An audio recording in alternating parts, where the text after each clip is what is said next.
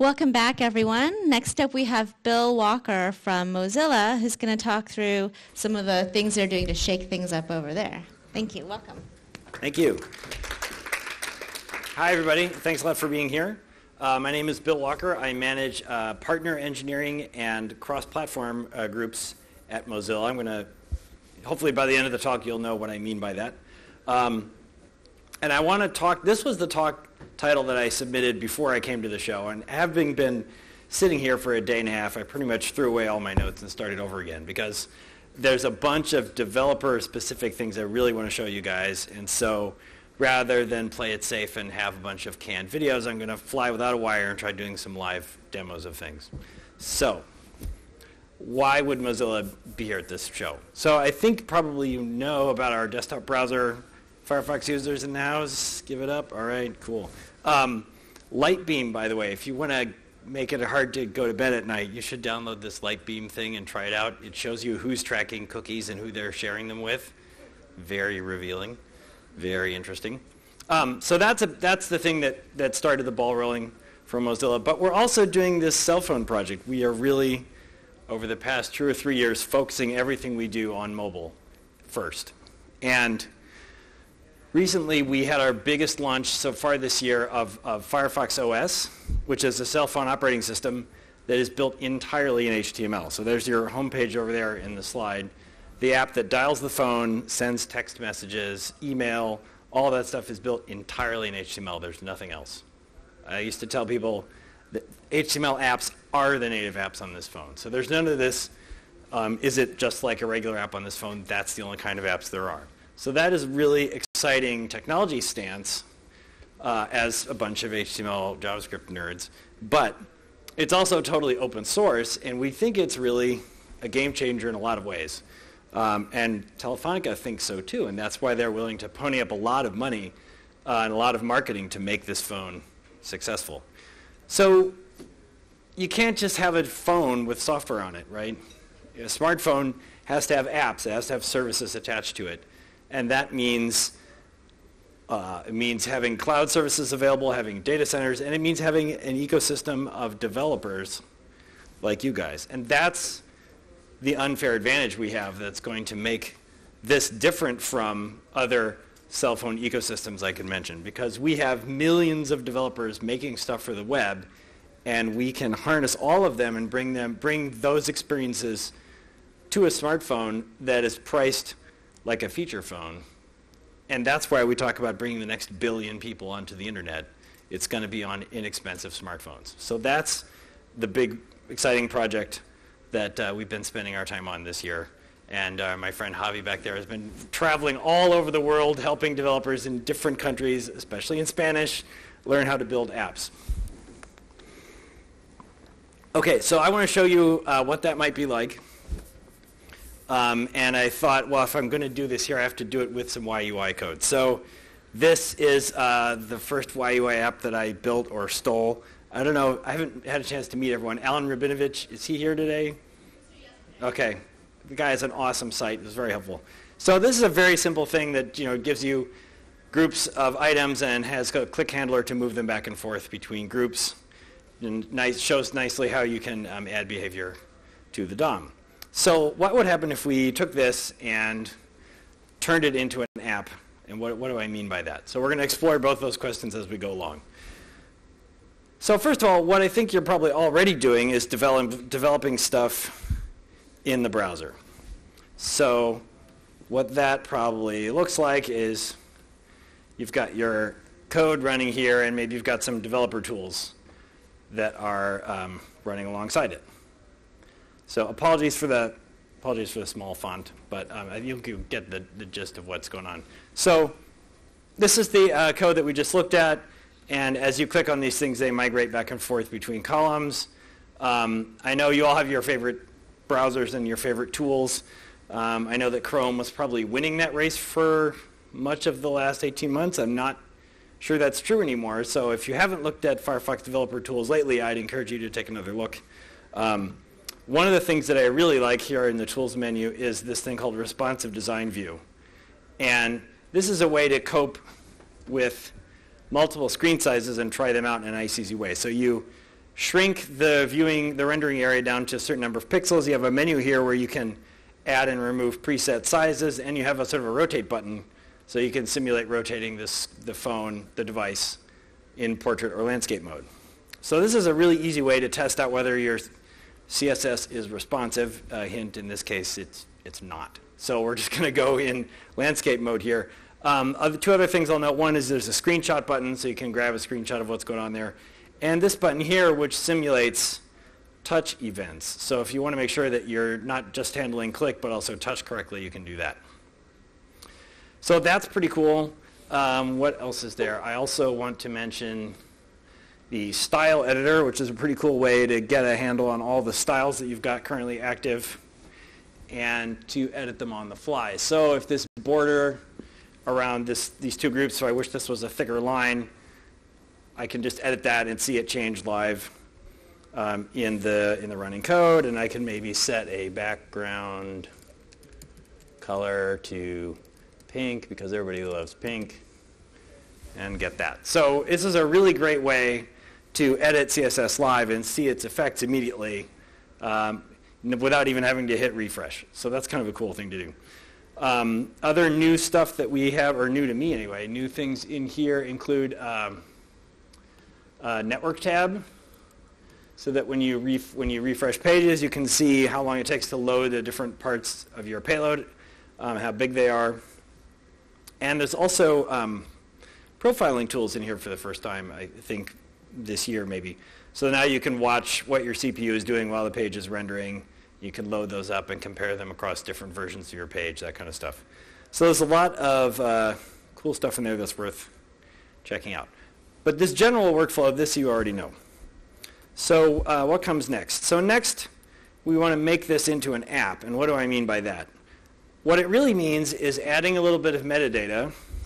I mean, that's the required thing, is to add some metadata so that an app store and the user can know a little bit more about what they're going to get. In our case, so Chrome apps have this kind of thing in XML. Ours is a JSON file. So all I've done is added this JSON file, served it up with the right MIME type from my server, and I've given my name, the name of the app, a version, a description, and a little bit, there's some localization stuff you can do here. There's also a set of permissions I can ask for, and this is where we start to more and more differentiate from just an ordinary website. As you can imagine, the HTML, if I tell you that the thing that dials the phone on this cell phone here is made in HTML, it's got to have access to some special APIs in order to do that, right? So there's a telephony API that app has to list in its permissions field here. Okay, so you publish this, and that means you're basically ready to go as an app. But the other thing I can't resist mentioning here, the other thing that's really important about phones is that people use them in the subway or in a tunnel or in an airplane, and they expect that something is going to happen when they launch your app, right? So this, I think, is a, and maybe you guys are already all over this, but this is a mental shift, I think, for a lot of web developers, is what's my offline story? What am I going to do when I don't have a net connection? So there are kind of two basic answers.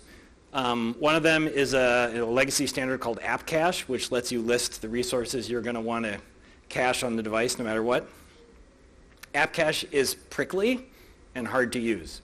But the thing you can do to make app cache work the best is by going to a single page app model, which I think everyone here is probably already thinking that way, or else they wouldn't be using, it comes with the territory. Single page apps, it's pretty clear what your resources are that you want to cache. Life is good. Traditional server-side apps where each click is a new page load, app cache is not going to help you. Then the other technique is to package up the resources. So we, Chrome apps and our apps here can offer the ability to take all your assets, put them in a zip archive, and upload them to an app store and just move them around as a zip archive. Which is one simple way to get your offline problem addressed, but it means you need to really, really know up front where all your assets are, and you don't get to sort of change your mind later. So there's trade-offs there. Okay, so suppose you've done all those things. Now you want to find out what's it going to feel like on various devices. And up until recently, it was pretty difficult, I have to admit, to get a hold of one of these phones. So for a variety of reasons, we felt it was going to be a good idea to, oops, sorry, let me hide this. We felt it was going to be a good idea to provide a simulator. So this little window here is a copy of the whole cell phone operating system running in its own process. It's got your home screen, it's got your app for dialing the phone, all that good stuff. And this little tab here, which is called Firefox OS Simulator, is running the same developer tools we looked at before. So as I'm clicking on things, I'm seeing the console. And if I come in here to the style editor, I can do some of the same tricks that I did before. But these tools are now remotely targeting the other process that's the simulator. So it's not, which may be just an inside baseball kind of thing. But the tools in this browser are talking to the simulator over there, which is technologically was a pretty impressive thing to pull off. So now you can really see what your app is going to feel like on the phone and still get all the debugging tools you want without leaving your laptop. So that's pretty nice. Okay, any questions so far? I'm kind of rocketing along. So this simulator is at the add-ons Mozilla.org site along with all the other Firefox add-ons, and I encourage you to go check that out. Okay.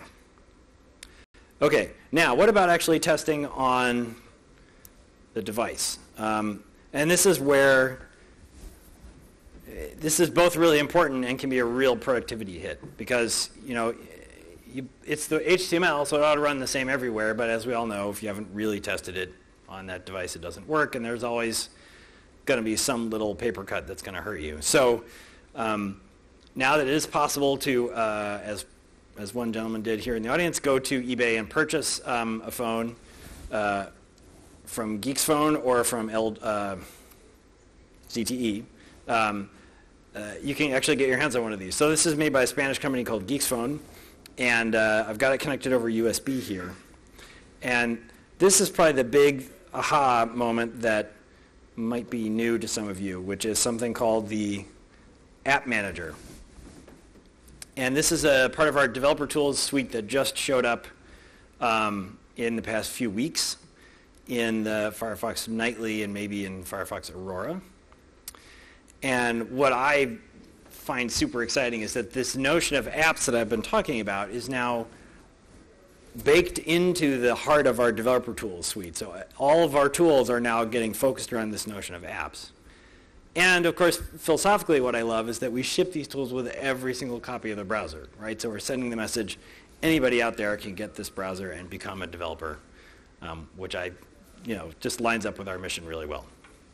Okay, so what are we looking at here? This window shows some information about this device. So it gives which build it is, tells which apps are installed on it. It also gives a list of all the permissions. I was talking about that earlier. So these are various APIs available to HTML code and which kinds of apps are allowed to access them. So that's kind of a handy quick reference card. And here in this tab, I can see information of all the apps that I'm working with. I can refresh them if I've made edits. And if there's something wrong about their manifest, I'll get some error messages in here. Okay. So I am connected to this device, and I'm going to, I wanted to show both the laptop screen and the phone at the same time. So I rigged up this cardboard contraption this morning, which I'm extremely smug about, and pointed it at the camera in the lid. And then, okay, tangent, I'm showing you the content of the webcam in this little window, which appears to be a browser window. What is that? So this is another cool thing I'm excited about. See here where it says Navigator Get User Media. So this is a new API which is part of WebRTC. And so using these 20 lines, you can do the hello world for WebRTC, which is make a window that shows the current video. And you can use JavaScript to get access to those images, get access to that stream, do whatever you want. So WebRTC, I expect a lot of cool, crazy things to happen this year with that. Okay, back to the main topic. So here is the app running on the phone. It's as easy as coming to this tab, telling App Manager where your app is, and then pressing Update, and boom, it gets sideloaded onto the phone using USB. No hands. It's completely easy. It's up and running.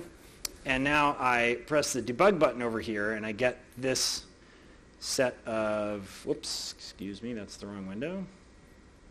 There it is. So here is now my set of developer tools again.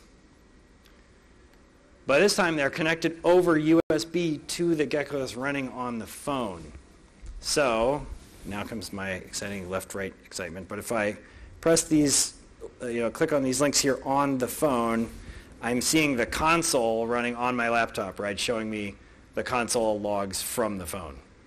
So this is a huge, trust me, debugging apps on the phone before this was really no fun. So this is a great step forward. But wait, there's more. I can come here to the style editor, and I can once again do those tricks I was doing before, so I can make that border get real big, and it's doing live edits to the CSS on the phone. So if you need to tweak the CSS because of some idiosyncrasy of the particular device you're messing with, you can do it for real and see how it works. The debugger also works. Let's see, what else should I show you? In the console, I can come in here and type alert, hello world, and make a dialog box appear on the phone. So they're really, really connected. So, also the profiler works. So you can profile your code running on the device and find out where it's slow. Maybe it's going to be slow for different reasons compared to what was happening on the desktop browser. So all of this, what I'm trying to get across is all of this stuff makes it easier for you to take the skills you already have, building cool stuff with YUI, and bring it onto these kinds of devices in a perfectly natural way.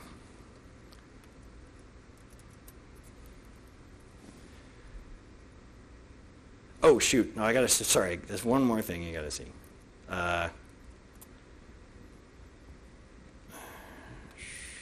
Rats. Okay, hold it. I closed my mirror.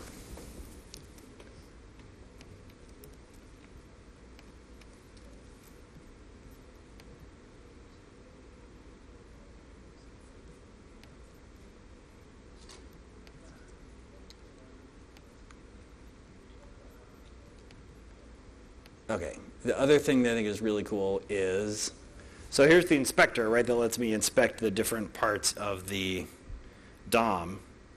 I can click this button which says select something by pressing on it, and then I can come in here and actually select items in the DOM to inspect by pressing them on the device screen, right? So if you're looking at your app running on the phone, you can't figure out which part of my DOM is that, you can just press an item on the screen and the inspector on the laptop will switch to it. Okay, so now let's say we've got all that figured out. We've got the code running the way we want it to on all the devices and screen sizes we care about, written our little manifest. What's the payoff? What do we get for this? And the idea is, of course, that we get more discovery. We bring the web content that you guys are already making to more audiences in more places. So one publishing channel is something that we're doing called Firefox Marketplace, which is pre-installed on all these phones that we're selling. It is Mozilla's notion of an app store. And it's totally free to participate. You can go sign up right now. And it has a really simple submission flow where you take that manifest file I told you about, you upload it, we make sure it's valid JSON, and we do a couple of other checks. You tell us some stuff about your app, and then it gets reviewed and gets published. So that is super, super easy. And it's also, so in that case, it feels like an app, and it feels like it has a developer community behind it. It's also a set of web services. So you can make a query to our Marketplace and find out the entire catalog. You can get access to all the reviews, all the information about all the apps. So if you want to mash that up somehow, make your own app store that uses that same database, you can do that. And it's also a community, just the developers, but also users.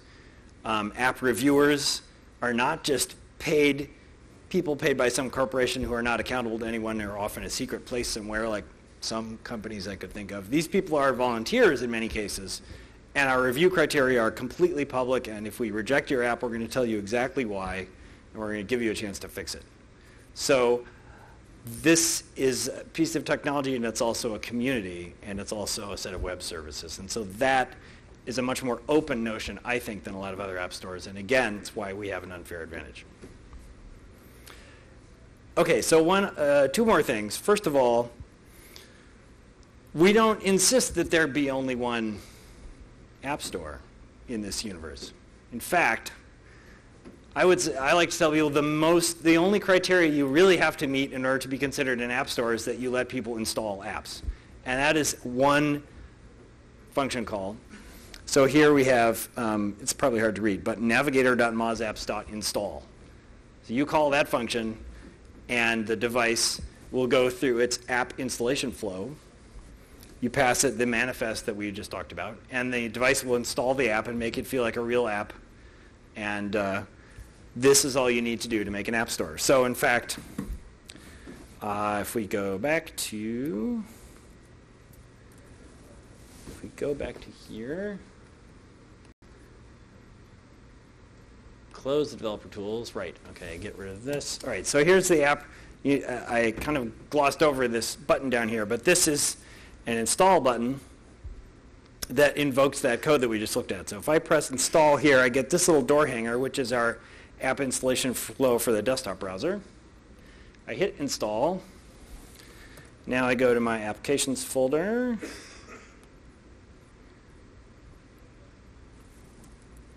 There it is.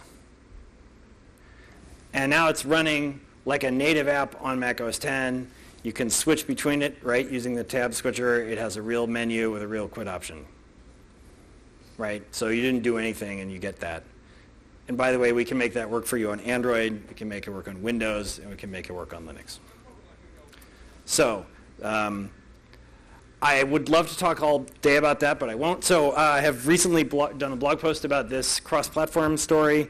There's a video I put together that shows these apps installing and launching on all those platforms. So I hope you will come and check this out. I think all of this stuff will feel both familiar and also kind of new and exciting. Would really love to see a bunch of UI content show up all over the place in Firefox OS in the next 12 months. And if there's anything I can do to help, let me know. Thanks a lot. Thanks, Bill. We have time for couple questions. All right, let's get them out going. If you use third-party libraries like UE doing your development, will we be able to load those libraries in the usual way we do in a desktop, or we have to bundle them with our application? Right. So the question is, what do you do with third-party libraries? And there's kind of two choices. You can load them each time you launch, in which case your app is small, but you need network connectivity. I think it's advisable to at least list them in your app cache manifest so they get cached the first time. But if if your app is going to seek to use certain privileges, then you'll probably want to package them up in that package. So it's always a trade-off between how many privileged APIs do you want access to and how webby do you want your development process to feel like. But we can accommodate both. Yeah. I know that Firefox OS provides APIs to the system. I'm curious if there's anything special being done with SMS, like location bundling with SMS, or is there anything, since SMS is so critical for third world countries, if you're doing anything on that? We think about SMS a lot. Right now, so the API we have internally for our SMS app is very early, and especially since SMSs can cost people money, right? We're erring on the side of being conservative about who gets access to directly manipulate that API. What we are telling, though, is we have a system like Android intents, So we call them activities, web activities. And any app running on the phone can say, hey, I want someone to fulfill an activity to send a message. And then at that point, you switch over to the SMS app, and you can pre-populate everything and send the text that way. So we definitely want to come up with creative ways to let app developers get access to sending and receiving SMS without putting users at risk. So that's the balance we're tackling. Looking at the web apps, have you guys looked anything at what Samsung is doing with Tizen, and how, are you thinking at all how easy it would be to port one app from the other OS over and stuff like that? Yeah, right. So there's a bunch of things going on, right? Everything from WebOS to Tizen to what Ubuntu is doing to Chrome apps, right? And maybe the prospect of Chrome apps on Android. So we are talking to all those guys as much as we can, and we really are trying to sort of herd everyone into W3C, because a lot of the differences are pretty small, right? Especially you look at what Chrome does with app manifests and what we do, it's very similar. So I think some of those simple things we can bridge, and we want to converge toward standards. So if Tizen apps are based on HTML5 and CSS and JS, then I think we can easily converge on that. So maybe I'm not understanding something, but if you're using something like PHP with your HTML, what would happen? Like, instead of PHP, do you use something else? Well, I think what we're talking about here is, let's see, so apps come in different flavors. Like, we recently announced Cut the Rope. Took a lot of work. That's in our app store. So that's entirely in JavaScript and entirely on the client, right? It's just running locally on the device, and there's no back end at all. Whereas, let's talk about New York Times, right? Obviously, their front end is all written in HTML and JavaScript. Their back end could be anything, right? It could be PHP, it could be servlets, whatever. And we don't have to care because, just like any other browsing device, the back end stuff happens, and it's their responsibility, and we just talk HTML to the device. Does that answer your question? I'm not sure I understood. Okay, let's talk afterwards. Thanks, Bill. That was really Okay. great. Thank you. Thank you.